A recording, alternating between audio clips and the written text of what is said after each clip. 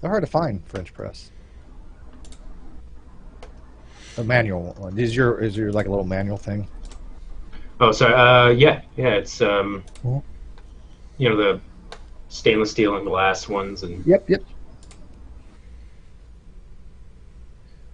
By the way, I was looking into dispensaries. The nearest one to it, me is in San Diego, which, by the way, I will be down there in 2 weeks. So I'm Now we should be I'm come.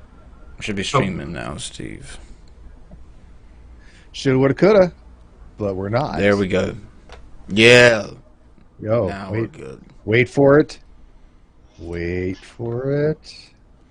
In three, two, one. Your facts are uncoordinated.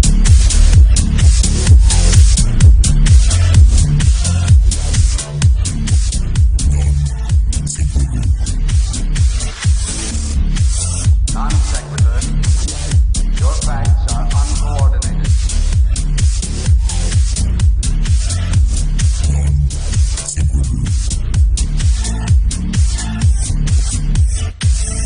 Non-sequitur.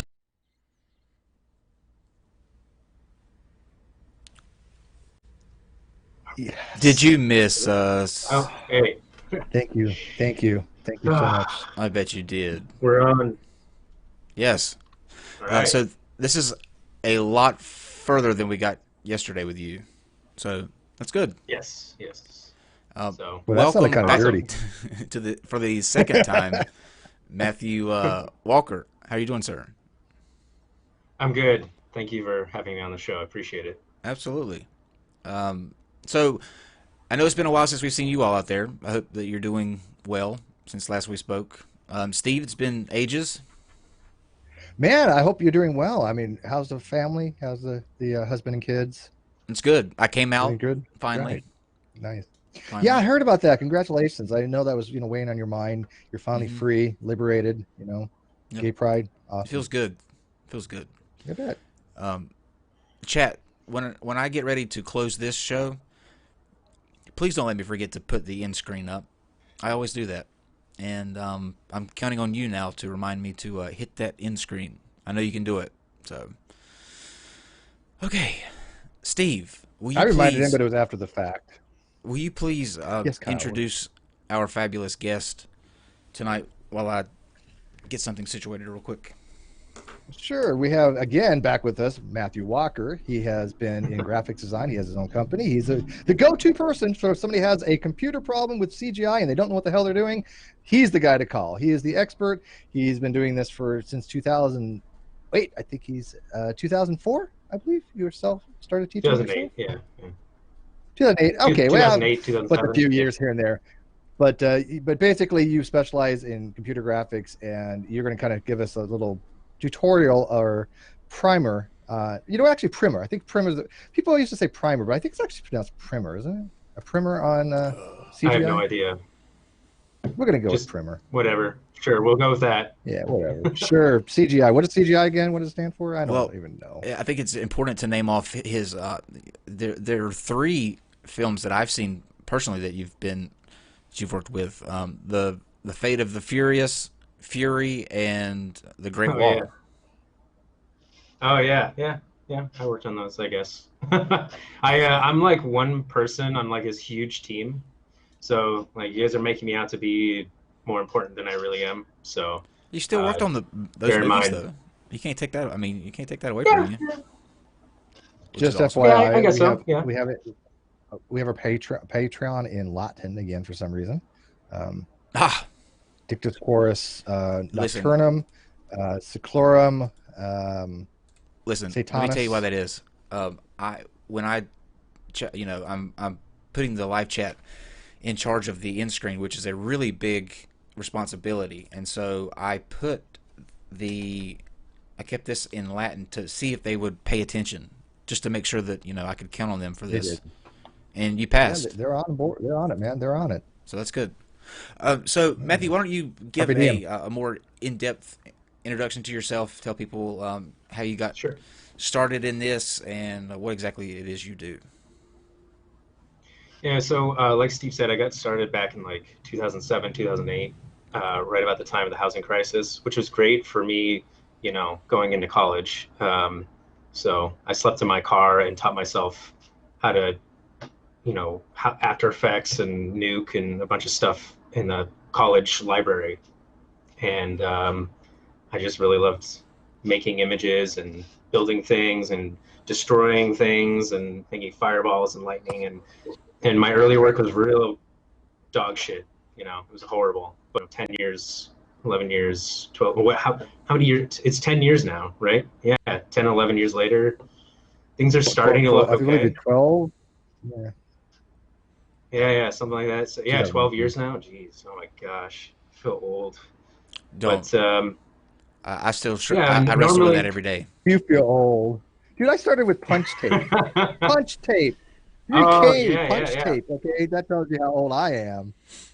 I worked for an editor who told me, he's like, I used to work in film when we actually still use bins, physical bins with reels, like reels of film, and you'd have to like reel up the tape at the end of the day and like put it back into the bin and label it with tape. And I was like, cool, I just did all that digitally in like 5 minutes. So The horror of that. that's nice.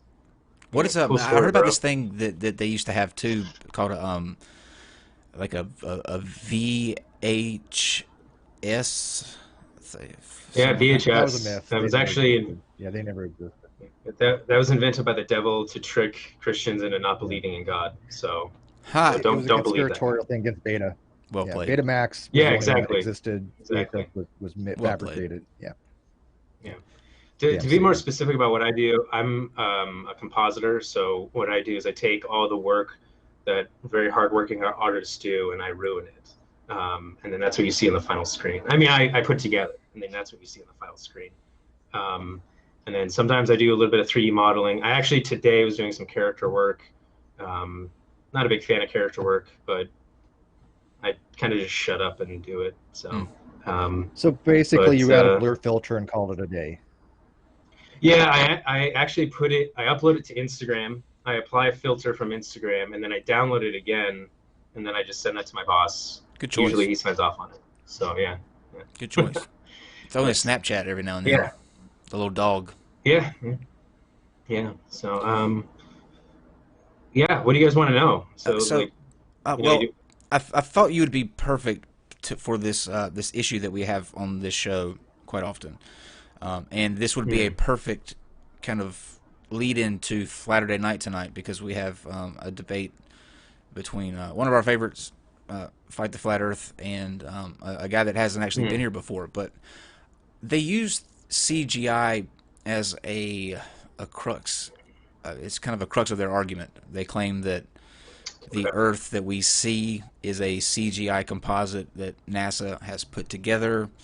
And so I thought maybe you could shed some light on how all that actually works. Okay, so there's so much to cover. Where do I begin? So when you see a composited image in like a movie, for instance, a lot of people have worked on each element of making that image. And they put it together and then give it to somebody like me, and we put it on the screen. Before it comes to me, it's handled by 6 or 7 other departments of people. When I mean departments, I mean like 30 to 40 people in a department, and that's usually the scale of a crew that's on like a feature film that you'd see in theaters. An independent film, you might be able to get away with 1 artist or like 10 artists or 20 artists, but you're still talking about a lot of people and a lot of hours just to render like 1 shot. So live rendering is like not something we're particularly good at right now. We're really good at like spending months or spending weeks on a shot and then like putting that shot in, it looks beautiful, and most of the time the VFX shots that are the most beautiful are not like robots fighting monsters. They're like picturesque, beautiful shots, right? Or even just shots you wouldn't know are visual effects, but they're visual effects.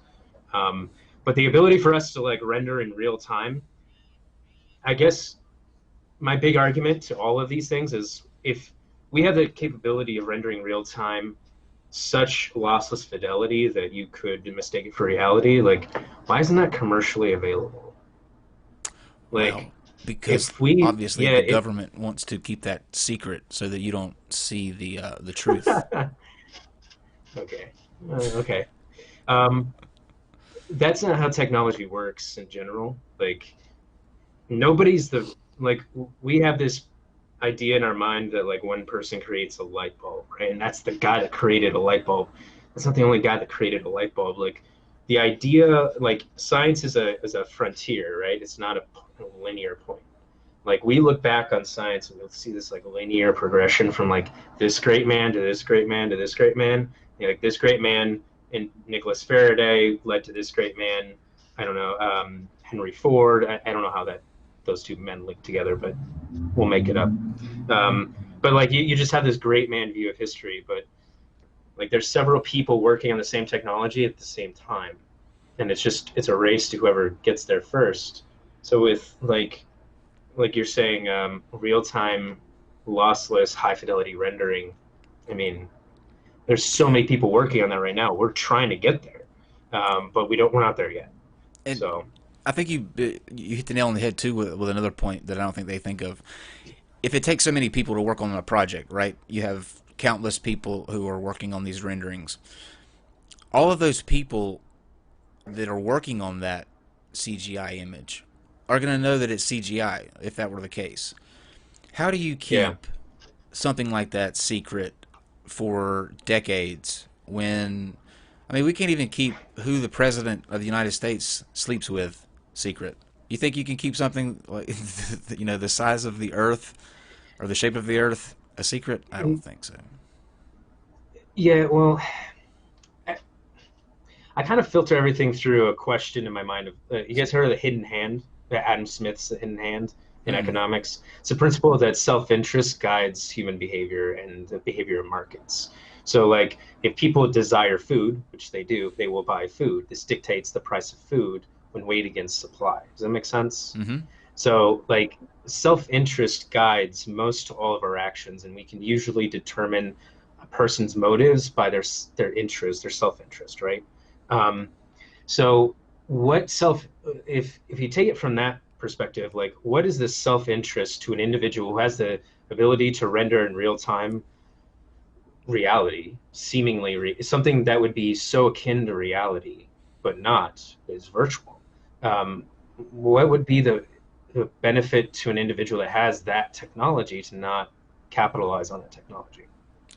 Like, I don't understand, you know, and the person that like you were saying earlier, the person has knowledge of that capability. If they saw it was being kept secret, they could very easily take their ideas and their contributions and start up their own endeavor to make that technology, you know, take that technology to market. Mm-hmm. I don't know. Does that answer your question? Like, Yeah. like what in? Yeah. Like, so to me, it just it's such a big part of the narrative that you hear that I don't think they really think things through. And another thing that you have to think when they're taking, you know, they say it's a composite picture.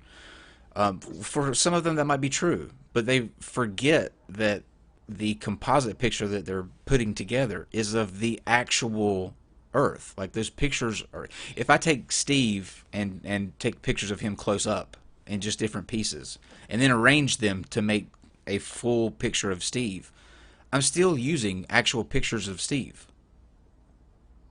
That's how a panoramic camera works. Same principle. Yeah. So when we talk about visual effects, it's important to delineate like what visual effects is versus the other disciplines in film. Mm-hmm. Visual effects is when you intentionally capture multiple images to make them a single image. So, and you're exactly right, Kyle. Like, what we do is we observe the natural world and we say, how can we take what already exists and make it into something more or something better, or we can apply it to our film in a way that makes this film better. So, you know, they have what's called matte painting, which is pretty much you take a storyboard of an image, and let's say we're shooting Lord of the Rings. All right, this is a very famous movie for matte paintings. Our matte paintings are beautiful in Lord of the Rings, and we say, okay, we're going to have Gandalf riding across this field, and there's in the background there's going to be mountains, and the mountains lead up to a vista of like clouds and a setting sun. Like somebody goes in and paints all of that, and then a match, which is kind of in the name, somebody painted that matte painting, and then somebody like me takes the shot and the match move data, and he puts in that image of the clouds and the mountains and makes it look like one complete image.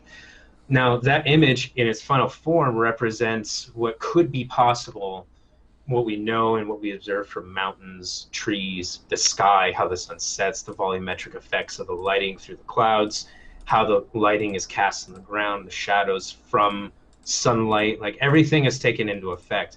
And being a visual effects artist and a compositor, you have to know a lot about the natural world. Or like me, in my case, you don't know a lot about the natural world. You just watch a lot of BBC, nature documentaries. Mm-hmm. and literally, like I'll be asked, like, hey, we need to make this matte painting. We need to make this scene. I'll go out and observe the natural world. I will look up footage of similar terrains that are like that terrain that I need to duplicate. I take that information and I duplicate it to the best of my abilities. But in the end of the day, we know that doesn't exist, and I can verify it doesn't exist because I made it. It's my creation. So I don't know. Some people think Lord of the Rings is real, but before doing YouTube, if Wait, you'd have told me that, what? I would have said there's no way that's possible. But ever since doing It's YouTube, not a documentary? That's entirely possible. Yeah, it's not a documentary. That's not true, because I played Bilbo Baggins in a play when I was in 6th grade, and they told me it was real. So, Oh yeah. And now you're Gollum. Gandalf. Did you just stick with it? Yeah, you're Gandalf now. my pretty. So Matthew, you were gonna. I think you have some cool demonstration that you're gonna do for us. Oh yeah, you want to see what? Didn't they give me a nickname yesterday? Was I stuck like this? I think the guy said. I brought up my. Was it Agnostitron? Was that it? Yes, that's it. This is my. I wanted to show you this. Let me pull I this wanted up. to show this to you guys, just so I have a little like visual demonstration of some of the tech and toys we get to work with. This is my new. Somebody had screen mocap capped me doing that same thing, like that tiger claw. Oh yeah, that was an awesome. Oh yeah. Tell me to do something so I'm not pre-recording this. Let's give Steve the finger. Finger me. Oh, yeah. He did finger me. That's awesome. Damn. Yeah, I need to calibrate it a little bit better. Okay. But yeah, okay, so this is like one of the Vulcan's peace sign. Do the Vulcan sign. Vulcan piece. Do it. I don't know if I can do it. Here, hold on. Let me. You're doing it. That might be a high five. I know. I'm sorry. The glove is like Close really enough. restrictive. We'll give you a participation award ribbon. Whoop, whoop. Whatever. This is We'll fix it in badass. post. That is badass. Yeah. So this is like one of the things I want to talk about was, if you don't mind, can I nerd out about visual effects and like how cool it is? Please do. Oh, please. For like 5 minutes. Don't let me go on this trail too long because this will take up the whole show. Okay. So That's like fine. what I was saying earlier is visual effects is just taking multiple pieces of existing data and putting them together, multiple images and putting them together. And this is actually done. This started a long time ago. It actually started in like late 1800s, which a lot of people don't realize. Like we did visual effects long before we had digitized film. And what they would do is they would actually take multiple images, and in still photography, for instance, they would paint out people. Like I think I provided some images of Stalin actually was like notorious for photoshopping before Photoshop was a thing. Like taking out people. Like he took out his own son out of photos that they had together. He was like, screw it. Like let's get rid of this kid. And they took, the Stalin's son is like a really sad story, by the way, if you ever want something more sad to think about when you think about Stalin. But usually we separate visual effects up into like different subcategories. So there'll be compositing, which is what I do, animation, which is animating objects or animating characters and people, modeling, which is also called hard surface modeling, which is opposed to soft surface modeling, which is skin. Hard surface modeling is like things, objects, airplanes, spaceships, that kind of stuff. Matte painting, which I explained earlier, simulations. So simulations is not like the Matrix. Simulation is like we're doing a simulation today, actually, where somebody has liquid coming out from their nose, and we have to just put like a little thing in their nose digitally, and we say emit from this thing, and we even model like their face, so like if the liquid, we tell the liquid to be sticky, it'll stick to the model of their face, which matches their movement, and then it drips off of them. And Badass. you've seen this in films so many times, you just don't know it. Like a lot of times, like we're shooting, only 2 or 3 takes if we gotta go. Like sometimes we get 5 or 6 takes on set. Other times we get like 2 or 3 takes, maybe even 1 take. And if the actor and actress is responsible for like crying or emitting a lot of emotion, and they just can't do it, which is not their fault. They have a hard job. Like a lot of people give a lot of shit to actors, but they don't see what they actually do on set to make your movies. So like putting yourself in an emotional state where you're like crying is really physically taxing on a person. So I do that every sometimes night. yeah, I know. I'm like, how hard is it to cry? I do that. Like, I wake up every day and cry. Do this That's show. that's how I get to sleep. Yeah. Yeah. But yeah, they wait. Like, if they're responsible for crying, sometimes those tears are digital because they just, they were just working for 5 or 6 days straight. It's hard to put yourself in that emotional position. So we do tears a lot. Character rigging was another subcategory. Match moving was another one I talked about. And this all started back in the late 1800s, like I was saying. So we discovered film, and here's another thing about the horizon of discovery. It's not a linear path. Several different people in several different places came up with the idea of moving images at the same time. The Lumiere brothers were one of the most popular, well-known ones, but there's people in Russia, there's people in the United States and in England who were also working on developing, I forget what they called them, but there was a certain name. I think it was a cinematograph, where they would actually like turn a crank and it would roll progressively through the film would roll progressively through the shutter. Once you have one patent for one thing, that's public information. People look at that and they say, how can I evolve on this, or how can I administer this in my designs? And that's exactly what they did. And an interesting thing, one of the people that I should talk about as Edison was one of the first people to capitalize off of patenting his design and bringing it to market. And he was trying to push the idea of film for the common man to the market as quickly as possible. Unfortunately, when he was doing that, he was patenting the shit out of everything. So people were not able to, he was specifically trying to prevent people from innovating off of his designs. Mm-hmm. But visual effects at that time was, they would shoot somebody on a black background, and then they would put like, for instance, George Méliès, he would shoot himself on a black background, and then he would put a black hood over his head, and then he would like dance around and stuff, and then pretend to take off his head. Then he would shoot himself on the same stage, and he would take off the hood, and he would mimic the same movements, and doing this over and over again, he made this video of like him like dancing around, plopping off his head, and then setting it on a table. And then he would like cut out a hole in the table, put his head through it, and then put the black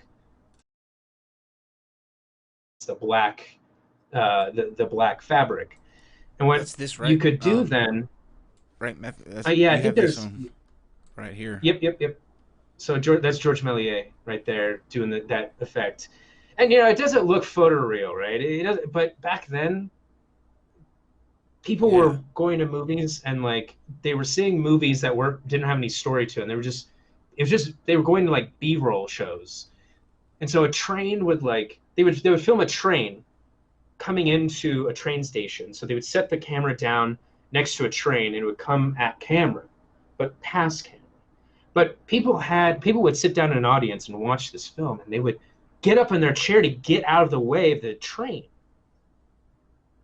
So that's the level of engagement that we're talking about. We're not talking about today's viewers that like fall asleep watching Transformers. Like we're talking about people who the novelty was real, man. The novelty was like pure and like it was.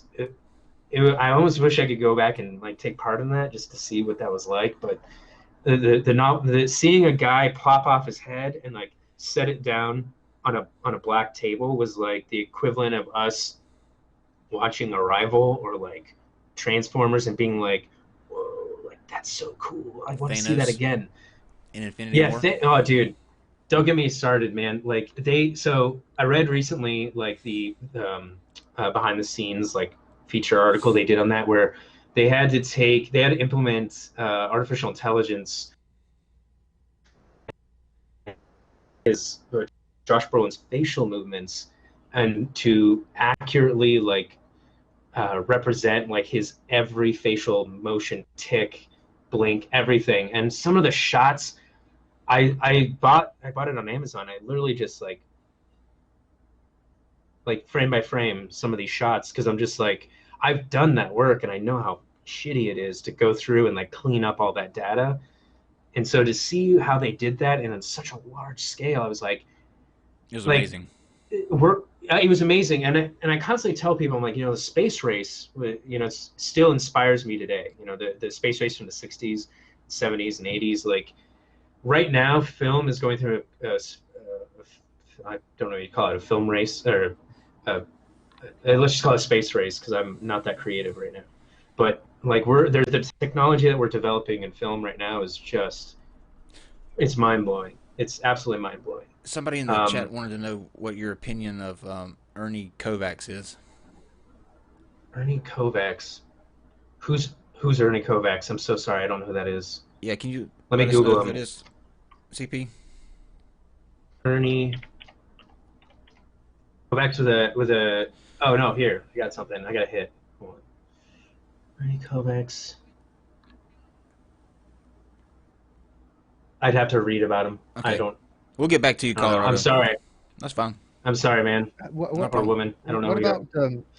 What about when they had to like remove like Harvey Harvey Cavill?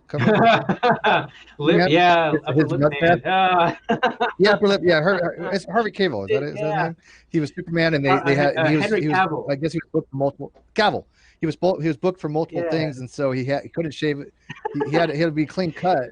I mean, no, he couldn't shave his mustache, but he had to be clean cut for Superman. They had to digitally go in and remove it, like frame by frame. So that is a testament to bad planning, right there, right off the bat. So Henry Cavill is scheduled to be in Mission Impossible, and he's also scheduled to be in Justice League. Sorry, I forgot the name of that movie. Yeah, it was Justice League. Yeah. So Justice League gets pushed into reshoots, which is not a thing that happens infrequently.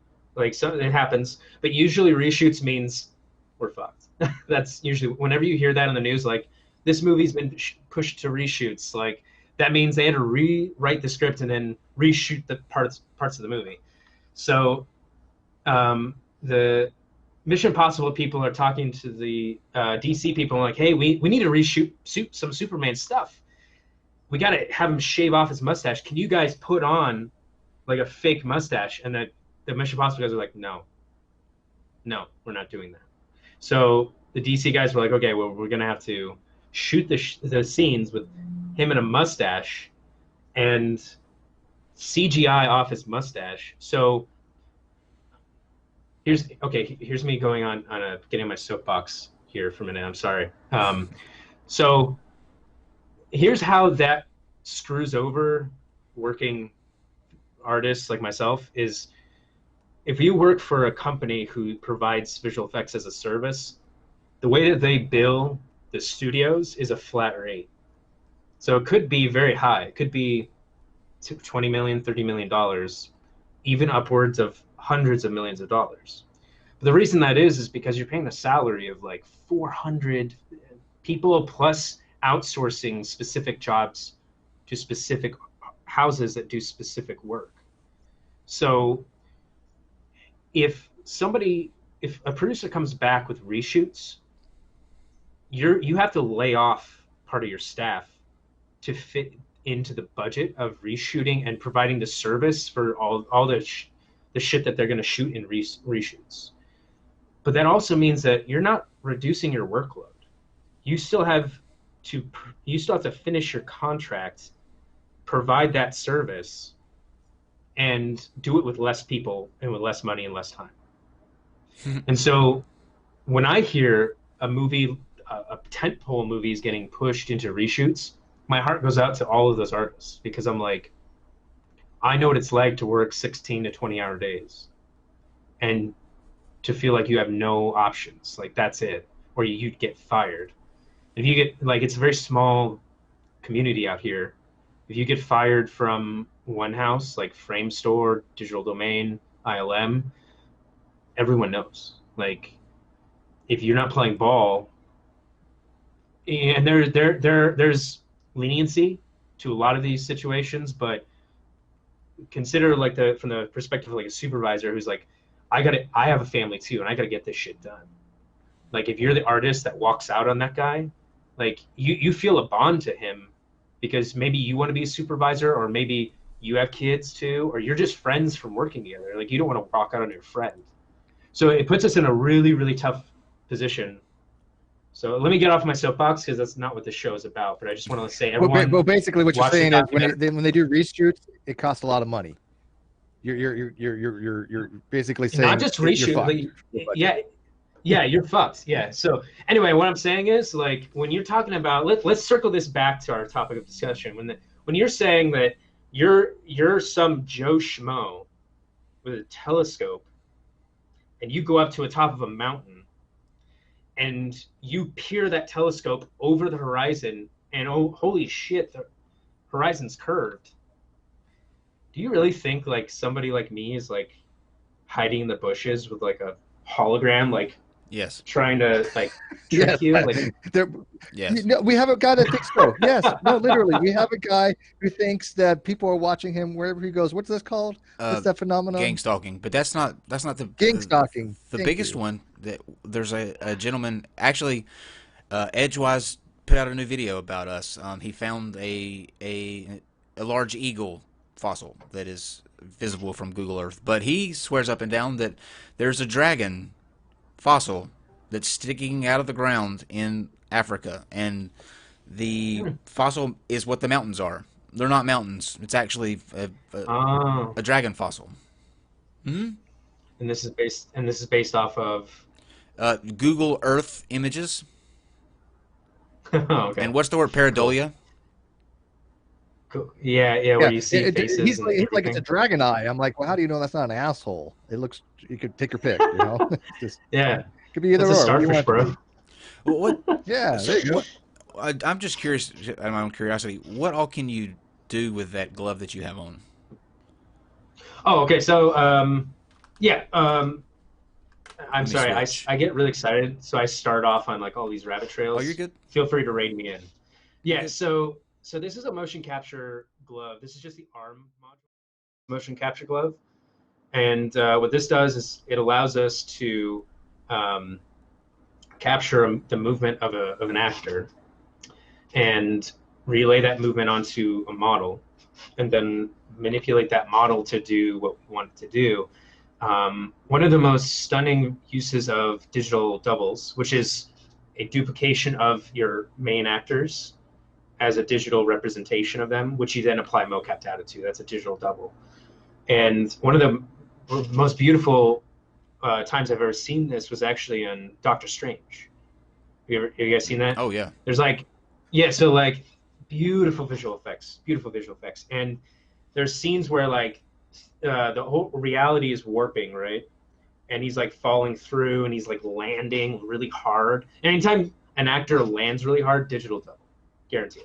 So you, like, the actor's, like, falling through, and what we do is we have stunt people in, like, a mocap environment, and we set up crash pads that are going to approximate the distances that they're going to drop and the surfaces they're going to interact with, and we actually have them drop through. We direct that on set, on a soundstage.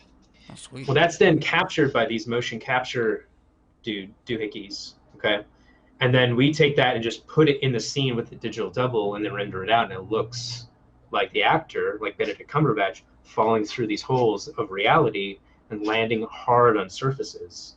Yeah, and these can get really, really accurate. Like, we can actually do what's called photogrammetry, where you sit an actor with like zero makeup on. They put actually like a like almost like foundation to get rid of like the shininess of the face. So there's no specular. Specular is the tiny highlights of a bright light.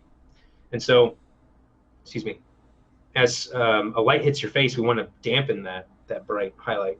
And then what we do is we surround that actor with cameras and in a 360-degree bubble. And we snap a photo, a high-res photo. And when I mean high-res, I mean like 10K, 20K photo. Now, usually you can get away with like 2K, honestly. I've never gone above 2K. I'm doing photogrammetry. And we take those images, we put them in a piece of software that then uses machine learning to analyze all those photos. And what it does is it builds a 3D mesh of that person's face. And it also applies their actual, what's captured in the photo as their skin texture. And we can get that model, the detail of that model so high that you can actually see the pores of their skin if you zoom into the model. That brings up while we're here, an interesting question. We kind of talked about it last night a little bit, but this new thing of deep fakes. Oh yeah. So part of the thing I want to talk about is like a lot of people make a lot of claims about reality and how it's faked. And I'm here to tell you, hold on to your shit, all right? Because it's about to get way crazier. And we know this because we have reason and facts to back it up, not just weird assertions. So currently, it is possible for myself, and I'm not particularly that special, honestly. Like, there's lots of people like me who can, with prosumer consumer technology, fake being someone else to a high enough fidelity to trick other people into believing that that person is who they say they are. But technically speaking, the way that that's done is through what you mentioned is deep fake. I mean, honestly, you probably wouldn't even need deep fake to do it.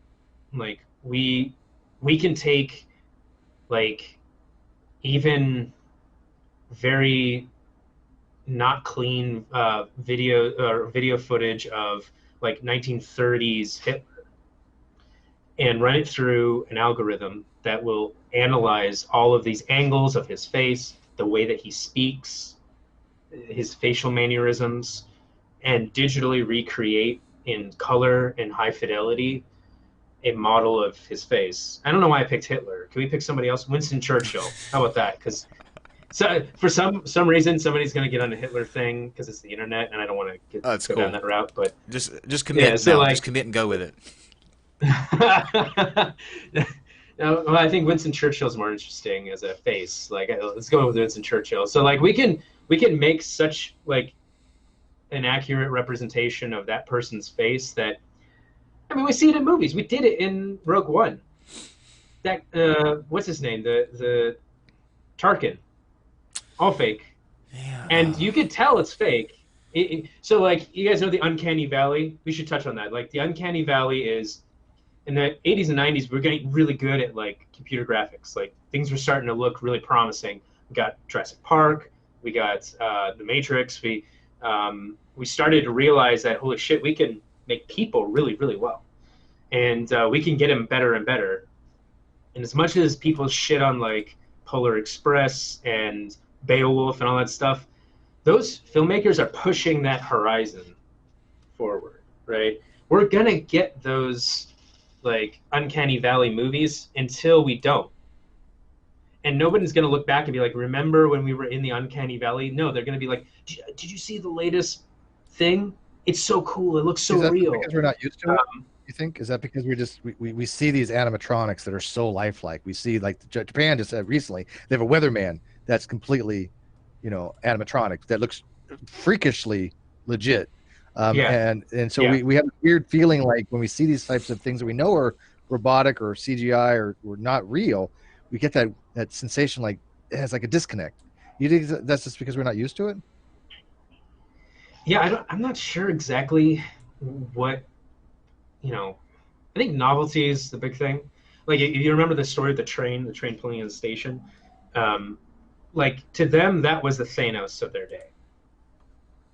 Like, even, I don't know if that even translates, because, like, when I was in the theater, I was sitting there looking at Thanos, and I was like, to the guy next to me, like, doesn't he look great? Like, did you see that facial tick that he made? Like, there's this one shot that sticks with me in that movie where Star-Lord is about to kill Gamora. Oh, am I spoiling this? I'm so sorry, everyone, if I'm spoiling this movie. Well, it's He's already about out. to kill Gamora. Once again, just Yeah, there you commit go. and go with it. So Thanos wants him to follow through with his promise, and so he goes and like pushes her forward. You don't realize like how good that reaction looked when talking about somebody digitally recreated that, It's or amazing. they took digitally his Yeah, performance into it's that. amazing how they took That's a train. Josh Brolin That's a train pulling into the station moment. and Sorry, created go ahead. Thanos out of Josh Brolin. I mean, because you still see Josh Brolin Yeah. in that character, but at the He's same there, time, yeah, it's he's his in there, right? own character. Yeah, Right. yeah, and that's a big credit to him as an actor. I think he did a tremendous job He's amazing. putting faith putting faith in the VFX team, because I can't tell you how many times actors have been let down by the visual effects team or just by the creative teams in general. So for him to say, Godzilla. "Yeah, I'm gonna," yeah, which one? The 1999 one? Was it 99 or 98? All That of came out with them. Matthew Broderick. I liked the last one. I thought it was all right. Like, it wasn't a great movie, but It when looked I'm working and I need something to watch in the background, like, it's usually yeah. Godzilla. To me it looked like it was too much like a dinosaur. It didn't have that Godzilla Yeah, yeah, look to it. That yeah. that head. It just you fucked up Godzilla. I just couldn't get over it. You can't take Godzilla out of the rubber suit, in my opinion. It has to be in the Yes. rubber suit. Yes, So absolutely. yeah. Well, I got a question for you. If we can kind of like, Oh. if I can get back to the flat Earth things for a second, because we touched on that. But I've Yeah, please. I've been wanting to ask the question, and so I really want you to get your expertise on this. Are you familiar with the Himawari 8 satellite? No. Bell? What is that? Okay, the Himawari CGI. 8 satellite takes the Himawari 8 satellite takes a picture every 10 minutes of the Earth. It's 11,000 by okay. 11,000. It's like 121 megapixel camera in 16 different channels. It has 3 visible, and it has a whole bunch of infrared channels. And so it's measuring sulfur dioxide content. It's measuring water content. It's measuring all these different atmospheric conditions. So it's taking all these different filters and channels, and it's doing this every 10 minutes to have a ultra high resolution 121 megapixel in real time image that you can zoom into and see that it's very high res. I mean, obviously that has a lot of data compression, but because it has so much information there, you can pretty much Google Earth it. You could zoom in pretty well, and it still doesn't have any loss of fidelity. So to render that something like that every 10 minutes, what would you think that would be? How would that be possible by somebody manually going in and creating these things by hand, as these flat earthers have suggested to do, in all these different bands every 10 minutes contiguously without break? Yeah. Because that's what they suggest. No. Like, I don't know. I don't even know where to begin. That's okay. So,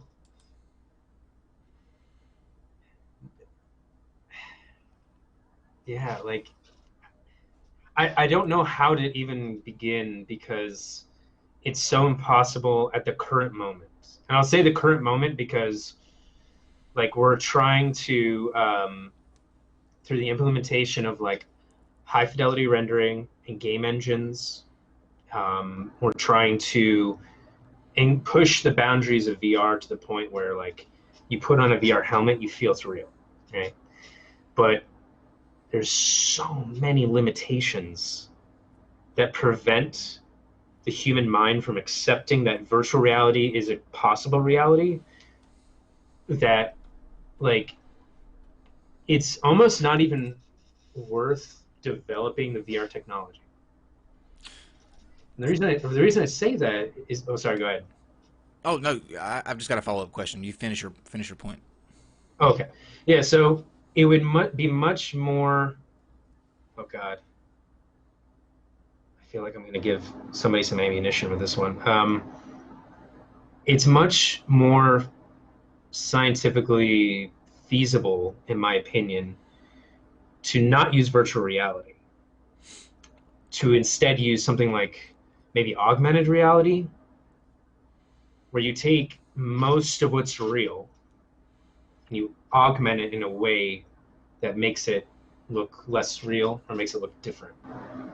We do that today with our phones, where we could take what our phone is capturing through the lens and then composite onto that a Pikachu, and that Pikachu looks like it's sitting on the ground, right?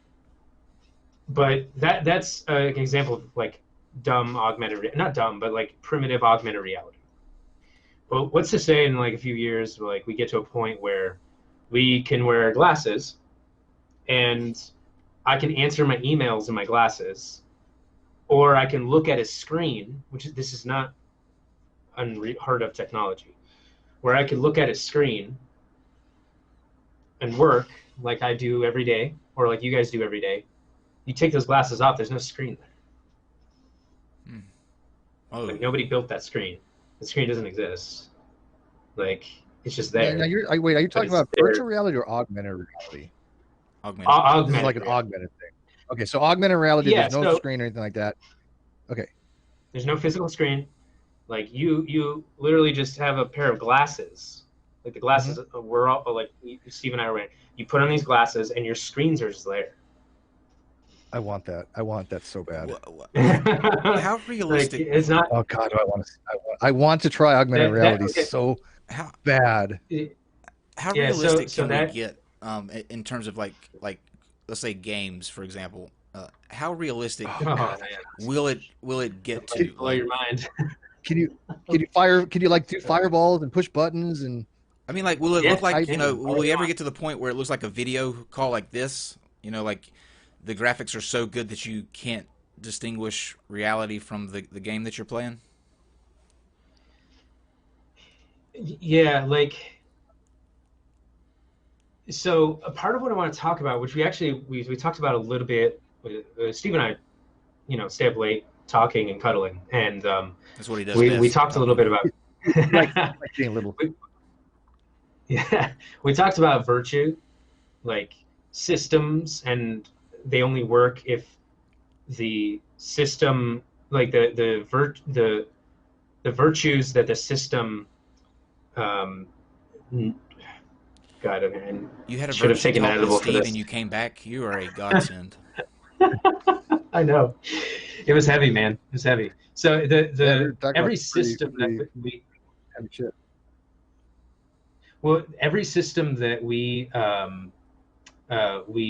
implement as humans has a certain certain values or virtues that it inherently presumes, like that those adherents are going to follow.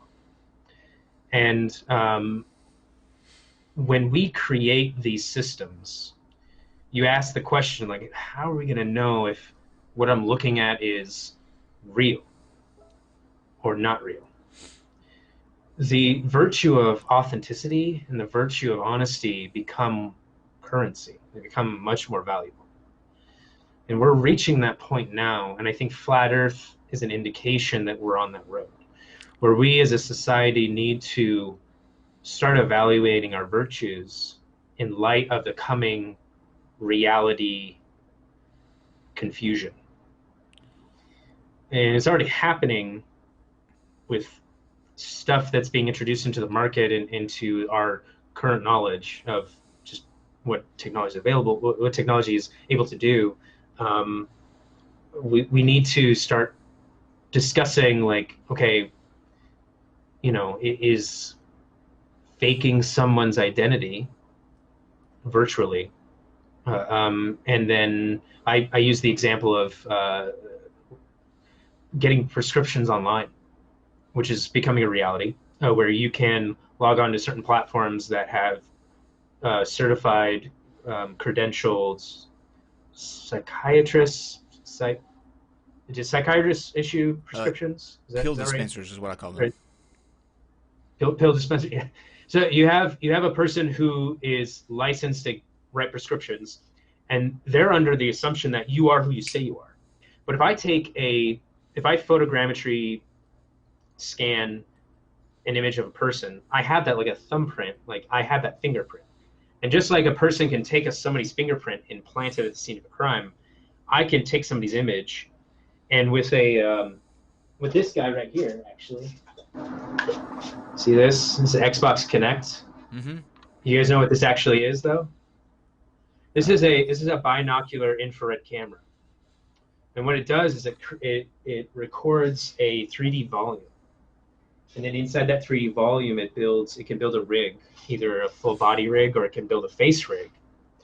Well, that was $80. So I can buy an $80 piece of equipment, and I can take footage. Like, you guys have lots of footage. You guys are a perfect test case for this, because I can download all your videos with a simple like Python script. Don't do that to yourself. Run it through an algorithm that will generate that AI machine learning algorithm that they use for like Thanos, for instance. I can run it through a deepfake algorithm, which would then create the model that I need, apply that model to myself, and in real time act like you guys, and receive your prescriptions, because for lack of any knowledge, that psychiatrist, that doctor couldn't tell. There is no situation that you could deepfake us in that would be worse than some of the and I hate to do this. I don't like this idea. But we're pushing on 10:30, and we've got to switch over for our last stream. So go ahead. Let's do this. Let's get you back on here in a couple weeks, and we'll finish what we didn't get to tonight, because this is fantastic. Sure. I could listen to this all night. I don't know if I want to make rigging of me. This is we already have somebody doing some rigging. He worked on rigging for Kyle, and I think he's working on rigging for me, and that's one of our other producers, David McGinnis, who. He has one quick question that he wants to get in, and since he does a lot of work for us, I can just ask real quick before we wrap. He says, can you ask him what he thinks of voice faking that is coming from the Adobe Voice Co project, real quick?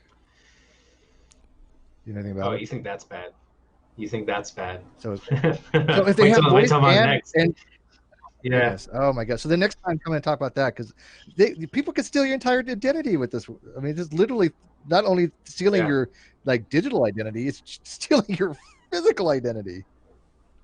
Yeah, I don't want to be. I don't want to be alarmist, but I kind of want to be alarmist as well. Do it. Commit. No. There's some considerations to be had here. I tell you what, I'll leave you guys on a cliffhanger. There is good people working on good defenses for this, and we'll talk about it more next time. But I just want to let you know, you think the voice copying thing is bad, just wait, because it gets crazier. Oh man, hell can't yeah, wait. let's All watch right, the world burn. Hey Kyle, by the way, don't forget end card. Oh yeah, thank you. And we'll do the super chats in Saturday night, coming to you live here in about 10 minutes. Thank you very much to Mr. Walker for taking the time. Sorry again about last night, but we'll see you again in a couple of weeks. No worries. All right, guys, take it easy, okay? You too. You might be a regular though at this point when you have some downtime. Let's see if this works. All right, here we go. 1, 2, 3.